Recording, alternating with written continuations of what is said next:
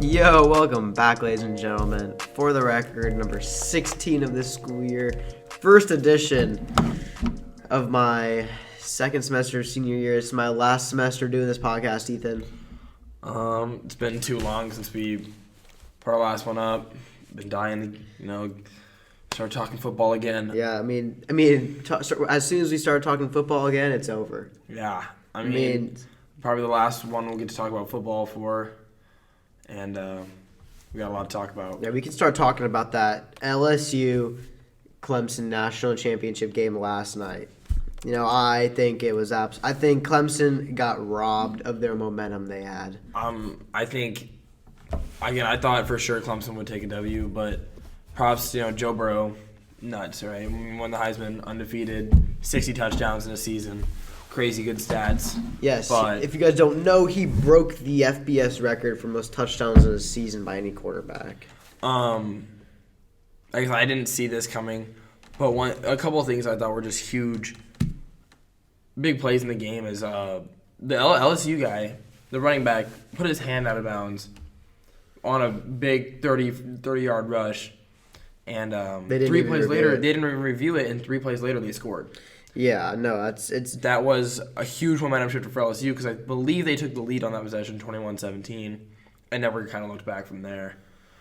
Again, what do you think of that targeting hit? The targeting hit. They need to change this rule in college football because the crown of his helmet hit his shoulder pads and maybe the bottom of this player's helmet, and they ejected him. I think the ejection is the worst thing that they could. I hate the ejection. He didn't do anything wrong. He went to tackle. If you're starting to penalize players from tackling, no one's gonna want to play college football anymore. And now you got ejected from the national championship. And he is the glue of their defense. He was their middle linebacker. He was the captain, and you just ejected him. Yeah, I think it's ridiculous, the ejection rule. I think that needs to get changed. Yeah, and guess what? They scored that possession too. That's momentum right there. Another big one is that blindside block. I absolutely do not believe that it was a blindside block. Oh my gosh, yeah. Because what do you want? Are you supposed to let him watch your receiver, watch your guy 100%. Right next to you get tackled? And then the biggest thing I think is when Clemson threw that giant bomb out to T. Higgins. Right when they dropped down 17. And they called it an offensive pass interference when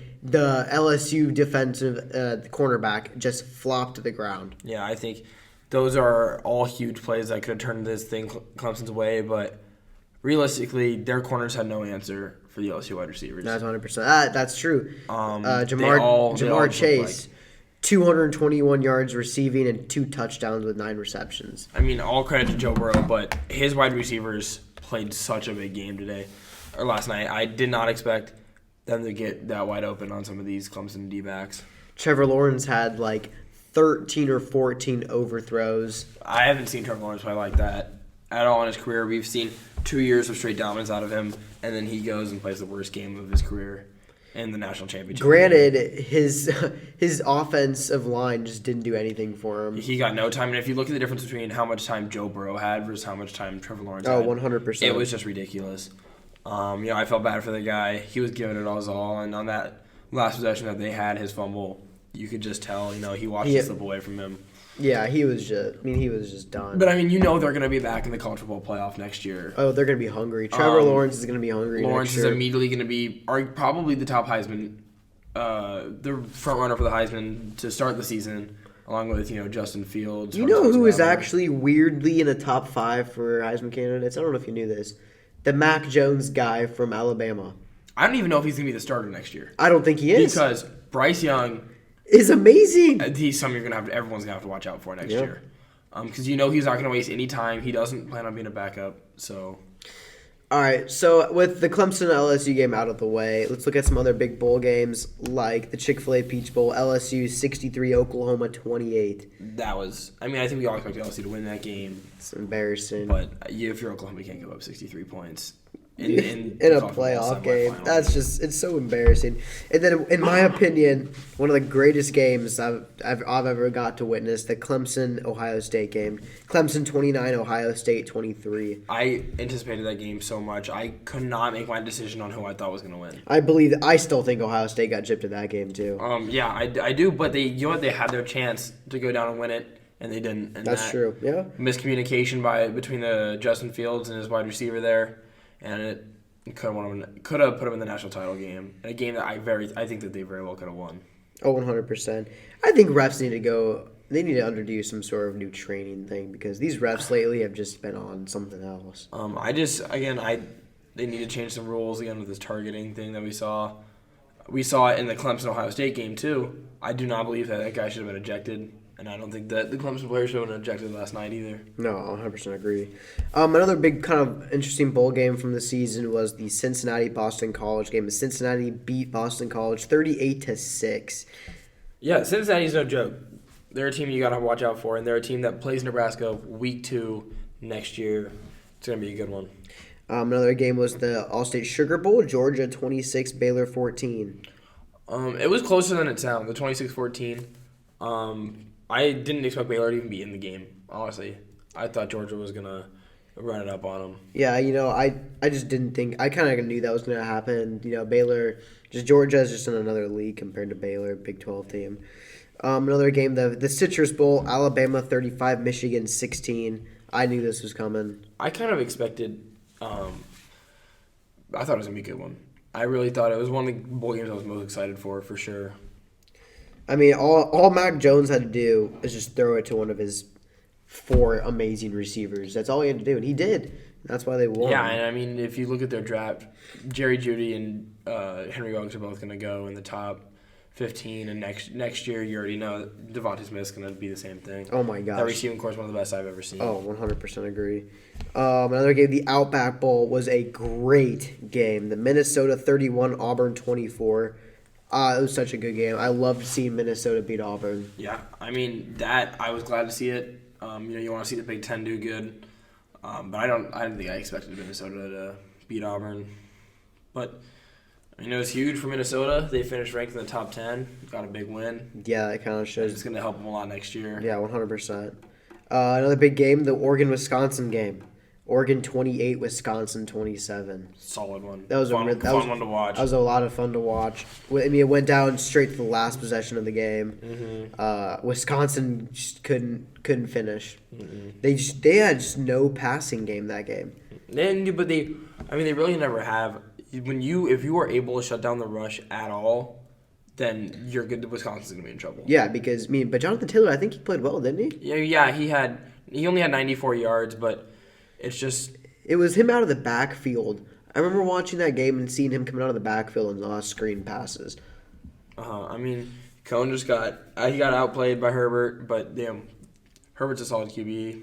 Can't wait to see him play in the NFL. Oh yeah, I agree with that. Another big game, the Kentucky-Virginia Tech Belk Bowl. Kentucky won 37-30. I was really wanted a Virginia Tech team to win because I just hate SEC teams mostly. So it was sad to see them lose. But it was a fun one to watch. It was. Lynn Bowden Jr. is exciting. Yeah, he's very exciting, and he came to play, especially on that last drive. It was huge. Another fun game to watch was the Navy-Kansas State game, the Autos on Liberty Bowl. That was a lot of fun to watch. Navy won by 3 points against the K-State team, who actually didn't play that bad this season. They beat Oklahoma. Yeah, the team that was in the playoff. Yeah, so that was a lot of fun to watch. Navy's triple offense or triple option offense really took control of that game. So another something I really did not expect. The Valero Alamo Bowl, Texas 38, Utah 10. It's just Utah didn't come to play, and Texas needed to make some sort of statement about their season. They needed to finish this season on a strong note because not the season we expected from Texas. No, not at all. You heard me talking about I thought Texas would win the Big 12 this year. Yeah, they were the number 10 team in the country to start the year, and they finished with 8 wins. Yeah, 7 wins, 8 wins. I think 8 wins. Yeah. Just not something we expected out of Texas, and we know Sam Ehlinger's gonna be back next year, and they just gotta hope they get something going next year. Yeah, sure. I 100% agree.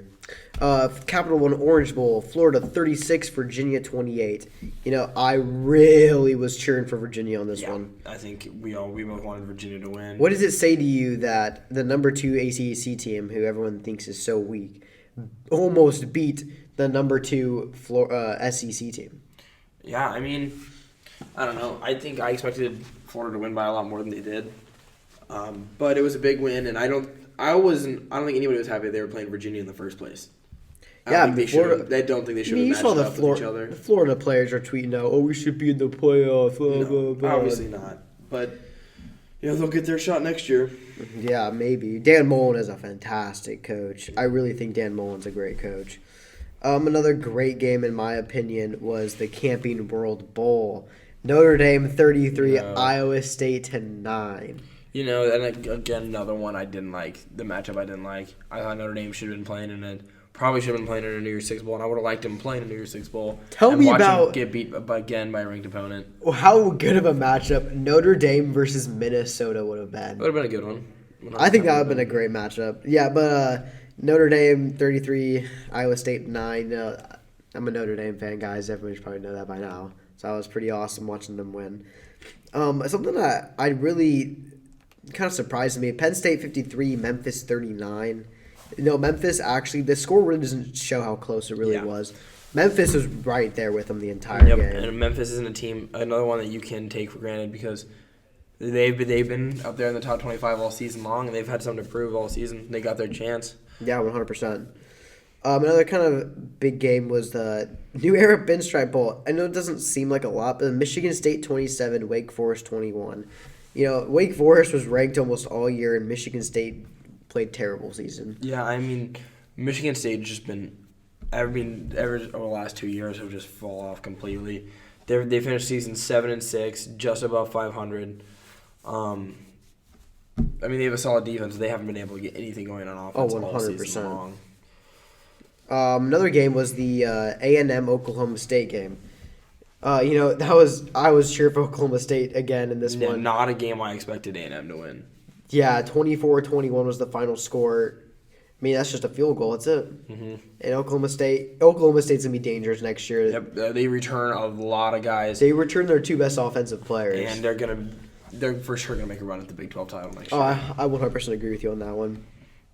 Actually, a big game that I really didn't expect to happen was the Iowa 49, USC 24. Oh, yeah. I didn't expect it to get that ugly. I didn't expect it to be that ugly. I thought USC could keep it close or win, honestly, but it's a little disappointing. It's a disappointing end for USC after they started off bad, picked up pace. But so with that being said, we're going to switch it up to NFL now. NFL's closing in. The divisional titles were this weekend, correct, Ethan? Mm-hmm. And what's your take? I think something we didn't expect was Titans beat the Ravens, and especially the way they did, 28-12.